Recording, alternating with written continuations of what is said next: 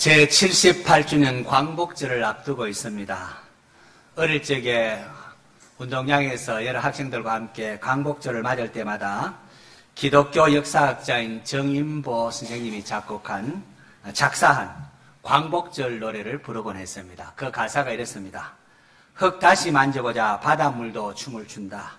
기어이 보시려던 어른님 번님 어찌하리. 이날이 40년 뜨거운 피 엉긴 자치니 길이길이 지키세 길이길이 지키세. 꿈엔들 잊을 건가 지난 일을 잊을 건가 다같이 복을 심어 잘 가꾸어 길러 하늘 닦게. 세계의 보람될 거룩한 빛 예선하리니 힘써 나가세 힘써 나가세. 광복을 맞으면 얼마나 기쁘든지 얼마나 좋든지 막 흙도 새롭게 보이고 바닷물도 막 춤을 추는 것 같다는 거죠. 오늘 저와 여러분이 이렇듯 자유롭게 살아가는 것 얼마나 큰 복입니까? 1910년 한일 합방된 후 36년간 그리고 대한민국 정부가 세워지기까지 거의 한 40년 가까이 우리는 주권 없는 민족이었습니다. 땀 흘려 농사 지은 것 가운데에 공출로 착취당하는 것도 있었고 또 남자들이 강제징용되는가 하면 심지어 어린 딸들이 정신대에 끌려가서 위안부가 되기도 했습니다. 말과 글을 빼앗기며 창씨 계명을 하기도 해야만 했고 천황숭배를 한다고 동쪽을 향해 절하는 우상숭배를 강요당하기도 했습니다. 애국자들 가운데 많은 사람이 감옥에 갇혀 있고 또 위협으로 회유받기도 하고 또 옥에서 옥사하기도 했고 일부는 또 고국을 떠나 멀리 타국으로 망명을 해야만 했습니다. 자, 이러한 고난 가운데 있다가 해방을 맞이했으니까 얼마나 기뻤겠습니까? 앞서 우리나라의 독립을 위하여 수고하고 희생한 분들의 노고를 잊지 않는 후손들이 되어야 할 것입니다. 그리고 무엇보다도 우리에게 기적 같은 광복을 허락하신 하나님께 감사하고 하나님께서 기뻐하는 나라 만들어 가도록 함께 기도하며 힘쓰는 성도 되시기를 바랍니다. 이 시편 126편 이스라엘이 바빌론 포로로 그렇게 고생을 하다가 해방되었을 때 그 기쁨을 노래하는 내용을 담고 있습니다. 내용적으로 세 부분으로 나눌 수가 있는데 1절에서 3절은 해방의 감격을 노래하는 것, 해방의 기쁨을 노래하는 것이고 4절은 시인의 기도, 이스라엘 백성들의 기도를 할 수 있고 그리고 5절, 6절은 해방의 경험을 통하여 이스라엘 백성들이 체험하고 깨달은 진리의 말씀을 기록하고 있습니다. 먼저 1절 이하에 보면 여호와께서 시온의 포로를 돌려보내실 때 우리는 꿈꾸는 것 같았도다.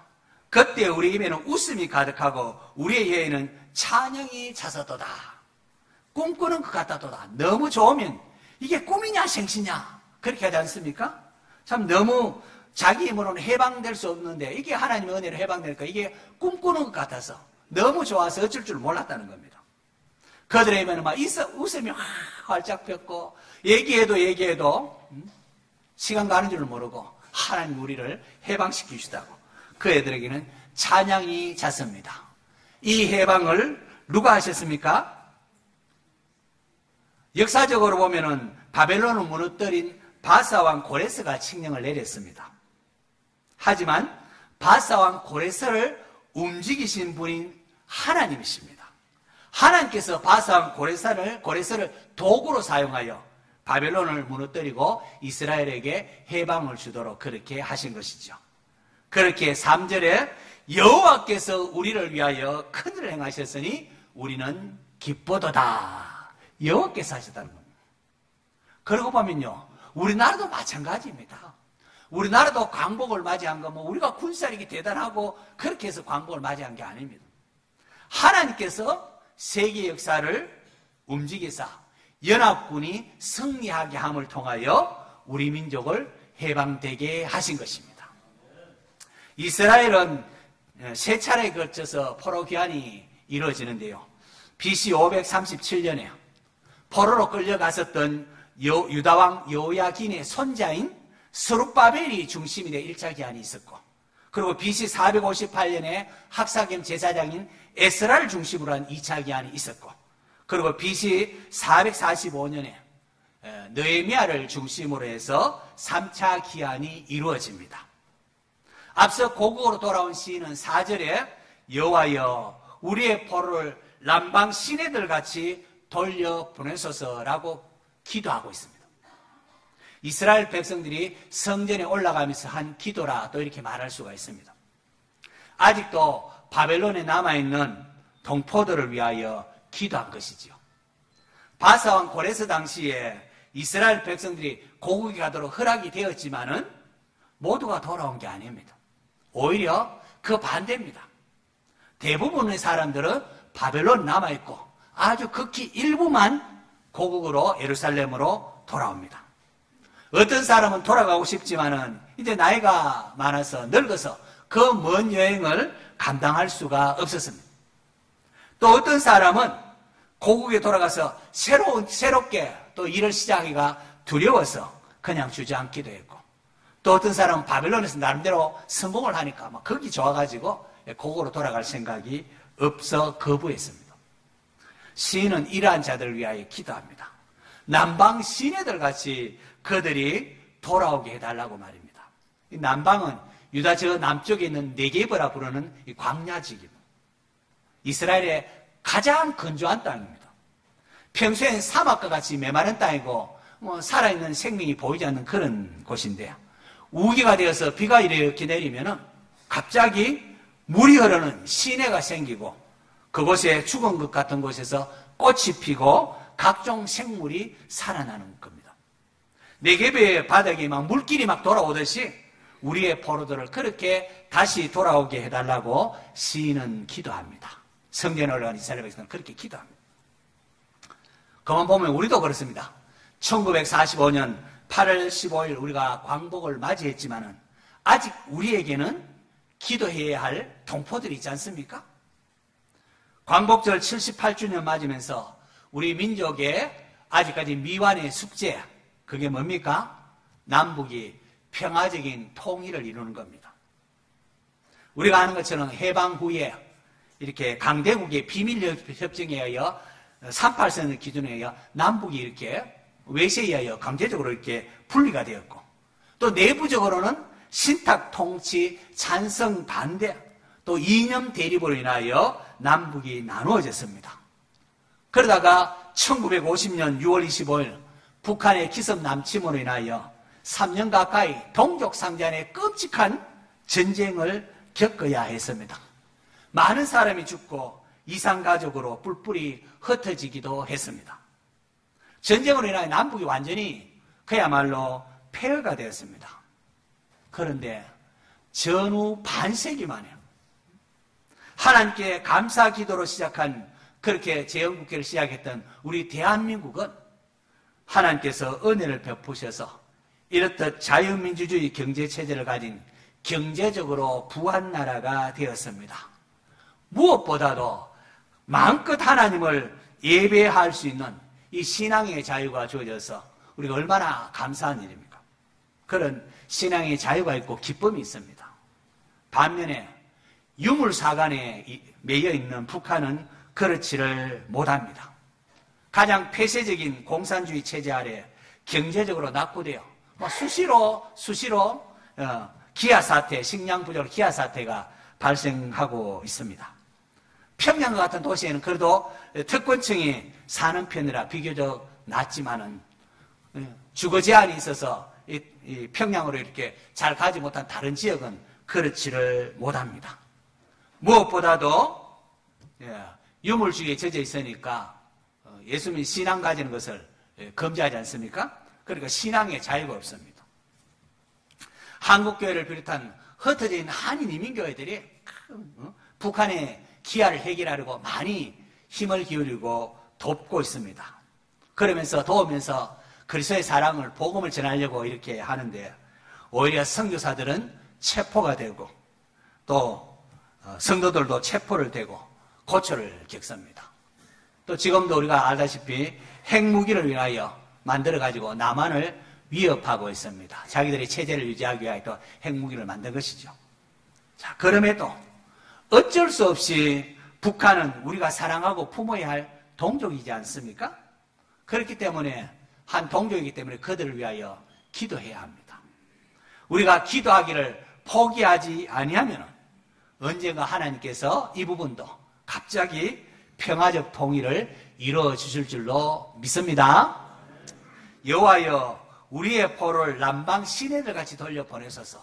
이렇게 기도한 시인, 그 시인은 곧이어서 확신에 찬 고백을 합니다. 5절 6절 눈물을 흘리며 씨를 뿌리는 자는 기쁨으로 거두리로다. 울며 씨를 뿌리는 나간 자는 반드시 기쁨으로 그 곡식단을 가지고 돌아오리로다. 경험적으로 하는 그런 고백이죠. 바벨론 포로 생활하던 이스라엘 백성들 얼마나 힘들고 어려웠겠습니까? 그런데 그 와중에 신실한 하나님의 사람들은 우리가 왜 망했는가? 우리가 우상 숭배하고 하나님을 떠났기 때문이구나. 그걸 깨닫고 자기와 민족의 죄를 회개하며 눈물로 기도했습니다. 많은 백성이 바벨론 강변 덩지 흩어져서 고국을 그리하며 하나님께 눈물을 쏟으며 기도했습니다. 시편 137편 보면은 우리가 바벨론의 여러 강변 거기에 앉아서 시온을 기억하며 그때 우리가 하나님을 예배하고 하나님을 찬양했는데요. 하면서 지금은 그렇지 못한다고 하면서 수금을 그 나무에 걸어놓고 그걸 생각하면서 울었습니다. 오랜 세월 그렇게 눈물로 기도했습니다. 그러자 70년의 세월이 지난 후 도저히 불가능해 보였다. 우리 힘으로 뭐 어떻게 해방될 광복을 맞을 가능성이 없어 보이는데 놀라운 일이 일어났습니다.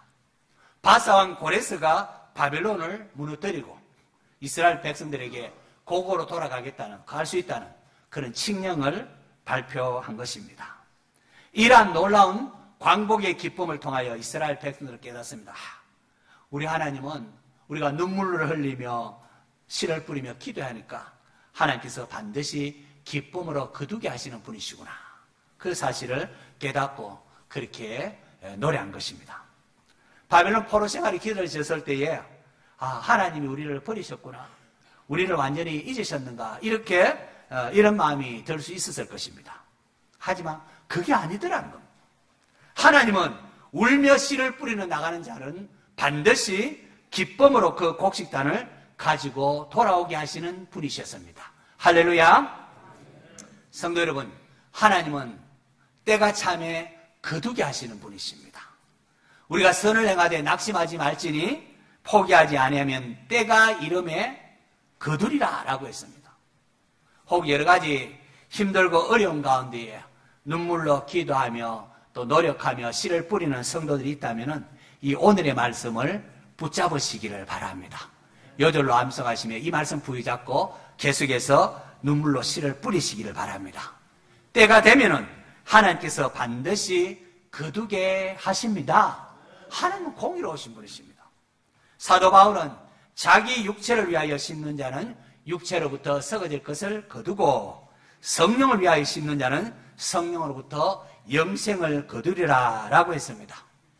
저와 여러분은 무엇을 심고 무엇을 거두시렵니까? 우리의 자녀들에게 무엇을 심고 무엇을 거두도록 그렇게 하시렵니까? 여러 가지 개인적인 여러 가지 바램과 소망을 위해서 눈물로 또 씨를 뿌리기도 하겠지만은 우리가 성도라면 하나님 나라를 위하여 눈물로 씨를 뿌릴 줄 아는 성도가 되어야 합니다. 여러분, 자식이 울면은 부모의 마음이 동하지 않습니까? 자식이 막 슬퍼하면 막 부모의 마음이 막 메어지지 않습니까? 부모의 마음이 동합니다. 마찬가지입니다. 하늘 아버지께서도 우리가 죄에 대하여 예통하고 우리가 잘못했거나 하나님 앞에 잘못했거나 예통하고 울며 기도하면은 하나님의 마음이 동하십니다. 시편 56편에 보면은 다윗이 사울왕으로 인하여 억울한 누명을 쓰고 블레셋으로 망명가면서 이렇게 기도합니다. 주여 나의 눈물을 주의 병에 담으소서. 무슨 말입니까? 하나님 내 이 눈물을 하나님 기억해 달라고 그렇게 한 것입니다. 아수르의 위협, 아수르의 침략으로 나라가 풍전등화의 위기 속에 있었고 설상가상으로 히스기야 왕이 죽을 병이 걸렸습니다. 그때 히스기야가 하나님을 향하여 울면서 기도를 했습니다. 그러자 하나님께서 이사야 선지자를 보내시면서 말씀하기를 내가 히스기야 내 기도를 들었고 내 눈물을 보았노라 하셨습니다. 그러면서 히스기야의 생명을 15년 연장해 줍니다. 그뿐 아니라 아수르로부터도 나라를 지켜주셨습니다. 우리의 이 메마른 눈에 이 땅을 바라보는 하나님의 마음을 담은 눈물이 있기를 바랍니다. 우리가 간절히 기도하며 눈물로 씨를 뿌릴 때에 언젠가 남북이 평화적으로 통일되는 날도 올 것입니다. 우리가 다음 세대를 위하여 눈물로 씨를 뿌릴 때에 우리의 다음 세대, 우리의 자녀들이 믿음으로 자라고 지역사회의 복음화도 이루어져 나가는 것입니다. 가정과 교회에 눈물로 기도하는 아내, 눈물로 기도하는 아버지, 눈물로 기도하는 자녀가 있다면 그 가정과 그 교회는 희망이 있습니다. 왜냐하면 때가 차면 거두게 하시는 하나님의 위로와 은혜가 있기 때문입니다. 낙심하지 마시고 하나님께 눈물로 기도하시기를 바랍니다. 광복절을 앞두고 하나님께서 우리 민족의 주권을 회복시켜 주신 것을 감사해야 하겠고요. 그뿐만 아니라 더 나아가서 하나님이 궁극적으로 추구자 했던 진짜 참된 광복의 의미를 놓치지 말아야 합니다. 그것이 무엇이겠습니까? 바로 예수님으로 말미암아 우리에게 주어지는 참된 광복입니다.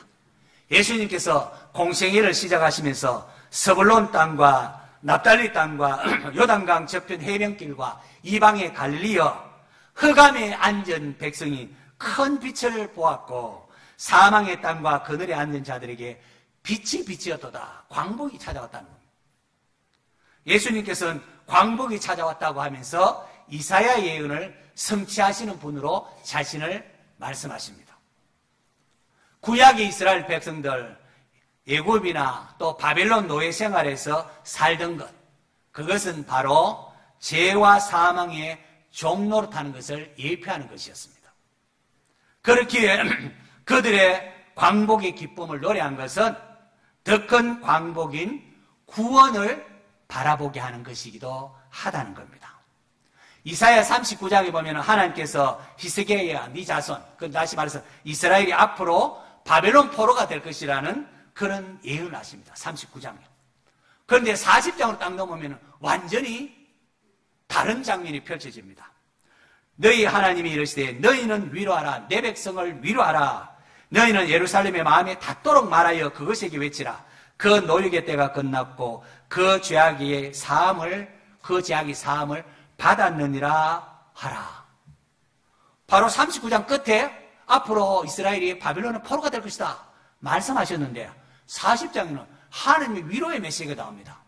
그래서 일부 자유주의 신학자들은 이거는 같은 저자가 기록한 것이 없다. 그래서 이 이사야서다 이런 식으로 말을 하기도 합니다. 그렇지 않습니다. 하나님께서 바벨론의 이스라엘 백성들이 포로될 것을 말할 때에 어땠겠어 그 심정이. 그걸 말하면서 그 끔찍한 상황을 보면서 곧이어서 하나님 마음이 너희는 위로하라. 내 백성을 위로하라. 그게 끝이 아니라는 겁니다. 하나님께서 그 노역의 때가 끝나고 그 죄악이 사함을 받았느니라 라고 했습니다. 그러면서 외치는 자의 소리여 이르되 너희는 여호와의 길을 예비하라. 사막에서 우리 하나님의 대로를 평탄하게 하라. 그들이 죄사함 받고 회복되는 것, 그들이 힘이 하는 게 아닙니다. 하나님께서 여호와의 길을 예비하라. 우리 하나님 대로를 평탄케 하라. 누군가 오신다는 겁니다. 그게 누구겠습니까? 하나님 독생자 만왕왕이신 예수님의 오심을 준비하는 소리로서의 역할을 한 것이 세례 요한이었고요. 그리고 예수님께서 오셔서 하신 일이 무엇입니까? 예수님 그 자체 이름이 의미가 이는 그가 자기 백성을 그들의 죄에서 구원할 자이심이니라. 세례 요한은 예수님을 가리켜서 보라 세상 죄를 지고 하는 하나님의 어린 양이로다. 하나님의 아들심을 증거했다. 그렇게 말합니다. 그리고 요한은 제사장의 아들, 아버지가 사가랴 아닙니까? 제사장 아닙니까? 그러니까 구약의 제사를 누구보다도 잘합니다. 구약에 보면은 죄인이 하나님 앞에 제물을 드려갈 때 짐승에, 양과 염소의 짐승에 안수를 합니다. 이 안수함을 통하여 내 죄를 짐승에게 넘긴다 이런 의미도 있겠고요. 짐승과 내가 동일한다. 짐승 죽는 게 내가 죽는 거라. 이런 의미를 담아서 안수를 합니다. 안수를 하고 나면은 그 짐승을 잡아 죽여서 피를 흘리고 그 짐승을 제단에 드립니다. 이때 짐승은 흠이 있으면 안 됩니다. 흠이 있으면은 죄가 있는 걸로 이렇게 의미되기 때문에 흠이 있으면은 우리의 죄를 대속하기 했기 때문에 흠 없는 것을 잡습니다. 이게 누구를 예표하는가 하면 다 이게 하나님의 어린 양으로서 우리의 죄를 대속하기 위하여 이 땅에 오신 죄 없으신 하나님의 아들 예수님을 예표하는 것들이었습니다. 예수님께서 십자가에 피 흘려 죽어주심으로 우리의 죄를 대속하신 것입니다. 이로 말미암아 하나님의 영원하신 하나님과 우리 사이에 죄가 사해지고 영원하신 하나님부터 생명이 우리에게 공급되어서 하나님부터 풍성함을 우리가 받아 누릴 수 있게 된 것입니다. 샬롬이 임하게 된 것입니다. 이것이 하나님께서 죄인인 우리에게 주고자 했던 참된 광복입니다. 바벨론의 폴에서 돌아온 이스라엘 백성들, 우리의 입에는 웃음이 가득하고 우리에는 찬양이 차서도다라고 했는데 이게 바벨론 돌아온 것만 말하는 것이 아니고 유진 피터슨 목사님은 바로 이것이 그리스도인의 표징이다. 구원받은 사람의 징표라 그렇게 했습니다. 예수 믿는 사람들이 받은 이 구원의 감격과 기쁨이 우리에게 있어야 한다는 겁니다. 기쁨은 그리스도인의 특징이라고 했습니다. 성령의 열매 가운데 희락 말하지 않습니까? 여러분에게 이러한 기쁨이 있기를 축원합니다. 예수 믿는 성도들은 기쁨이 있어야 됩니다. 그래야 기쁨을 이웃들이 전하지. 세상 근심 염려하면서 그 전도가 되겠습니까? 그래갖고는 우리가 하나님께서 왜 예수님을 보내주셨는데 우리에게 기쁨을 주시게 합니다. 사도 바울 보십시오. 로마 감옥에 갇혀 있으면서 빌립보 교인들 향하여 주 안에서 항상 기뻐하라. 내가 다시 말하노니 기뻐하라 라고 했습니다. 이런 감옥에 쇠사슬에 매여서 움직임도 어렵고 발에 통증도 있고 잠도 제대로 못 자고 이 고통 가운데 있는데도 주 안에서 항상 기뻐하라고. 예수 믿는 성도들이 기뻐하라고. 다시 말하노니 기뻐하라고 했습니다. 앞서 예전에 보낸 데살로니가 교회에 보낸 편지에도 보니까 항상 기뻐하라. 쉬지 말고 기도하라. 범사에 감사하라. 이것이 그리스도 예수 안에서 너희를 향하신 하나님의 뜻이니라. 하나님의 뜻은 우리가 기뻐하는 게 하나님의 뜻이라고. 여러분 당시 데살로니가 교회에 믿은 지 그렇게 오래 안 됩니다. 한 서너 달 정도밖에 아니라 초신자들이 있는 그런 교회에 보낸 편지입니다. 그리고 핍박받는 교회 아니었습니까? 그리고 핍박을 피해서 바울이 베리아로 이렇게 도망오고 그렇게 하지 않습니까? 핍박받는 데살로니가 교회였습니다. 하지만 바울은 그들을 향하여 항상 기뻐하라고 했습니다. 왜요? 예수님 안에서 참된 광복이 주어졌기 때문입니다. 더 이상 마귀에 매여있지 않고 하나님의 자녀가 되고 지금 죽어도 천국 가고 구원받았음을 생각하면서 그저 감사와 기뻐하는 것이 맞다는 겁니다. 그리고 존귀한 하나님의 자녀가 되었기 때문에 장차 하나님의 모든 것을 우리가 유업으로 받습니다. 하나님의 모든 것을 우리가 마음껏 사용할 날이 온다는 거죠. 이 땅에서도 물론 기도를 통하여 하나님의 풍성함을 맛볼 수 있는 은혜가 주어집니다. 성도 여러분, 탐욕을 쫓아 구할 것이 아닙니다. 하나님 안에 딴 데에 어서 행복을 찾으려고 하면 안 됩니다. 하나님께 모든 게 있습니다. 하나님 사랑하고 하나님의 다스림을 기도하는 성도들이 되시기를 바랍니다. 하나님을 떠나 다른 데서 어떤 행복을 찾으려고 하고 평화를 찾으려는 건 이건 어리석은 겁니다. 그게 우상숭배고 그것으로 인하여 이스라엘이 멸망하지 않습니까? 망하지 않습니까? 다시금 회복시켜 주셨습니다. 예수님 안에 참된 기쁨과 영생이 있음을 우리에게 알려주신 것입니다. 우리 이 땅 살아나갈 때에 이 땅에 왜 우리가 이렇게 구원받고 계속 이 땅에 살게 하셨습니까? 이 땅에서 나만 떵떵거리고 그냥 구원받으니까 하면서 잘 먹고 잘 살라고 한 게 아닙니다. 하나님의 자녀답게 우리가 이제 그리스도의 성품을 본받아서 하나님께 영광 돌리는 삶을 살도록 하기 위해서 우리를 이 땅에 불러주셨습니다. 그리고 하나님이 온 우주 만물의 주인이고 우리가 숨쉬며 살아가는 모든 것이 하나님의 은혜라는 것을 증거하는 삶을 살도록 우리를 구원하신 겁니다. 이 복음을 전하라는 겁니다.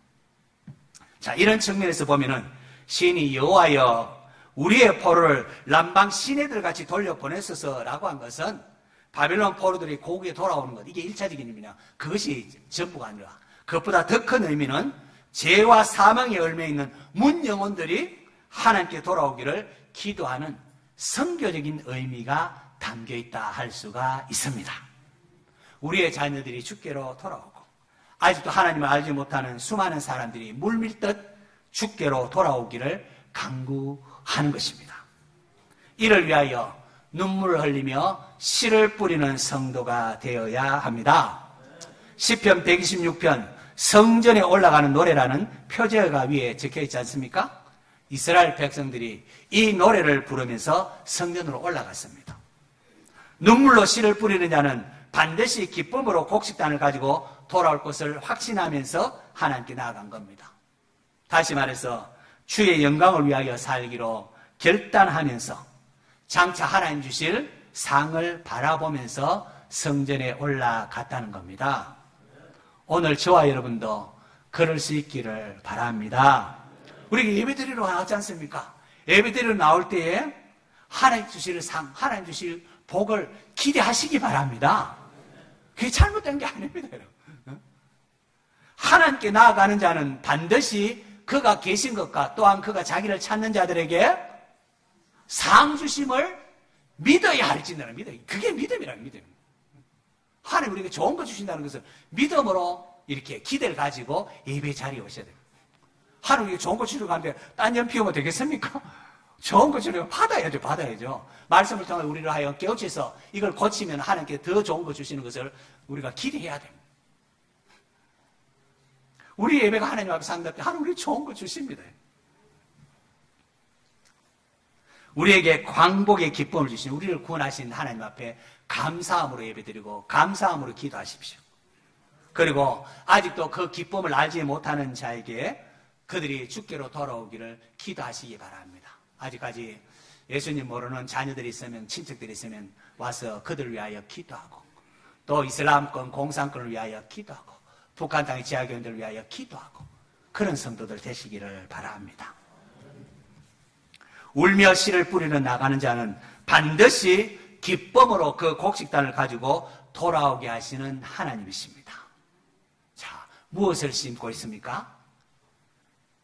씨를 뿌릴 기회가 아직도 우리에게 있다는 게 이게 얼마나 다행스럽고 얼마나 고마운 일입니까?